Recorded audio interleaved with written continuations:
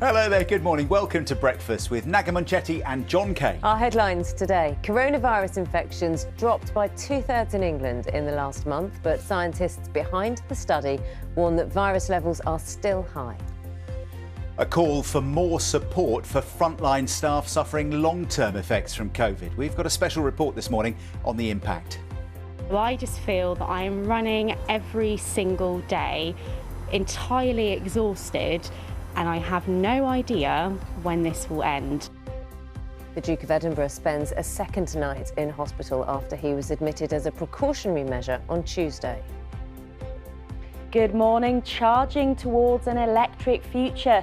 Jaguar Land Rover and Ford commit to going all electric in the UK in the next decade. I'll find out what it could mean for drivers. Why time's running out for a riding school that supports young people with disabilities. It's just got a week to raise £1 million if it's going to survive. Good morning. We've got a band of rain currently moving west to east that will clear all but the far northwest of Scotland. Behind it, we return to sunshine and showers, and it's going to be a fairly windy day today and cooler than yesterday. I'll have all the details later in the programme.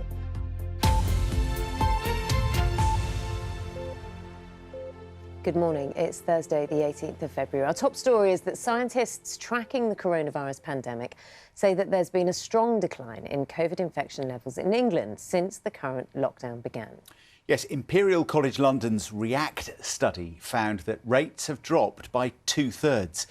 But there are warnings that virus levels are still high, with 1 in every 200 people testing positive.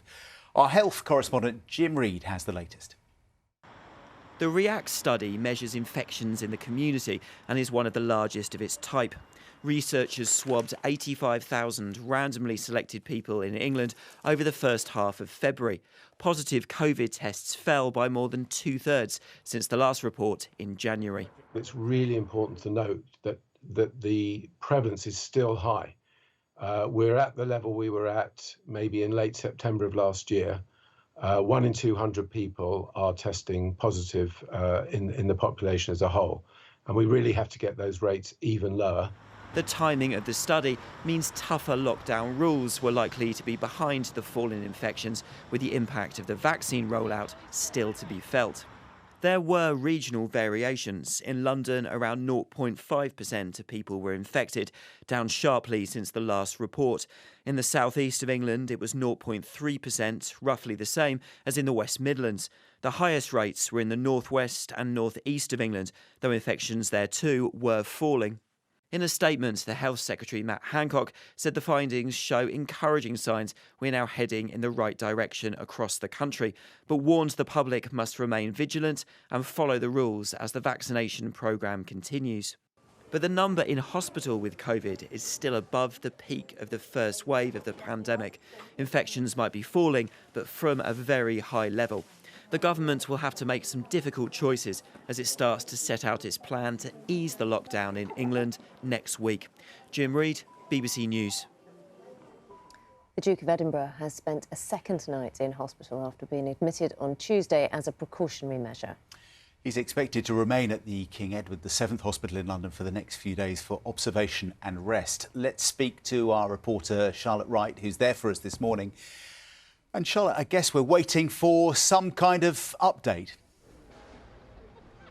Yes, morning, John. A second morning in hospital for the Duke after he was admitted as a precautionary measure, as you say, on Tuesday evening.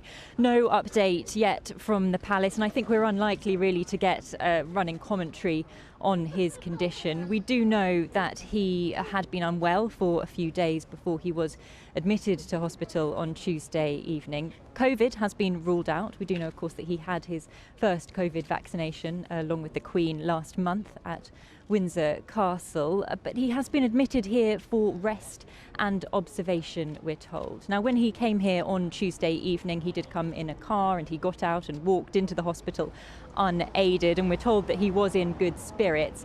But I think everybody is just being very cautious at the moment. The medics are being very cautious. He is, of course, 99 years old and celebrates his 100th birthday in 4 months' time. The Queen is currently at Windsor. She's not here at the moment, and we're told that she has been continuing with her royal duties. Much the same for the Duke and Duchess of Cornwall as well. They were out and about on a royal visit yesterday. So while we wait for an update from the palace, I think the message very much from the royals at the moment is keep calm and carry on. Charlotte, a good message. Thanks very much indeed. Sir Keir Starmer will use a speech this morning to set out his vision for rebuilding the country after the COVID crisis ends. Let's talk more about the Labour leader with our chief political correspondent, Adam Fleming. Adam, always good to see you. So, are we going to hear something concrete, something that's going to revitalise perhaps the Labour Party after quite a few voices of rumblings of discontent in recent days?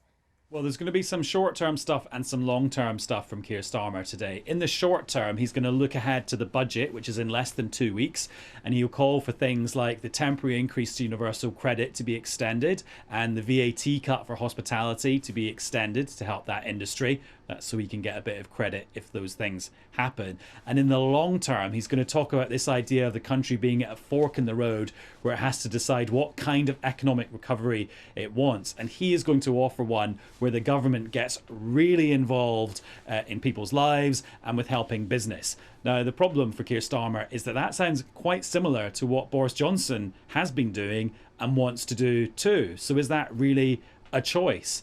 And he's also going to talk about giving the public, you and me, a stake in what happens in the future. And I'm told there could be a quite eye-catching concrete proposal in that area, but we'll have to wait for a couple of hours to find out what the Labour leader is actually going to propose. OK, so we can wait for that. We have been talking to the Care Minister, Helen Whately, on this programme, talking about making care home visits easier and also all of that in light of vaccination take-up as well. So you can visit people in care homes now, they just can't be normal visits. There has to be things in place like screens, or you do it through a window, or you wear lots of protective gear. But she was asked by you guys about what visits could look like in the future, and this is what she said. As we come out of this national lockdown, I really want to enable more visiting so that people can go back to, holding hands, being able to really have much more like normal contact with their relatives, loved ones in care homes. I think it's been one of the hardest things of this pandemic. So I really want us to open up. I don't want to have to wait for the second vaccination dose. Clearly, that's really important to give care home residents maximum protection, but I really want us to be able to open up, I say cautiously and carefully, but to enable residents some contact with family members, because I know it's just so important. Now, what I think is interesting about that is it shows that visits to care homes are a bit like everything else in the whole opening up debate, in that there is not a direct straight line between lots of people having the vaccine and everything going back to normal. And I think that will be the theme of the Prime Minister's roadmap for unlocking the lockdown in England, which we're still waiting for and which is still due on Monday. We're waiting for any kinds of hints, aren't we, for that roadmap? Adam, thanks very much.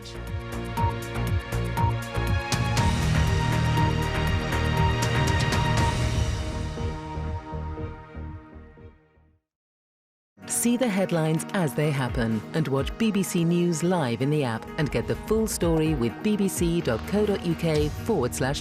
Follow the story for all the latest with BBC News.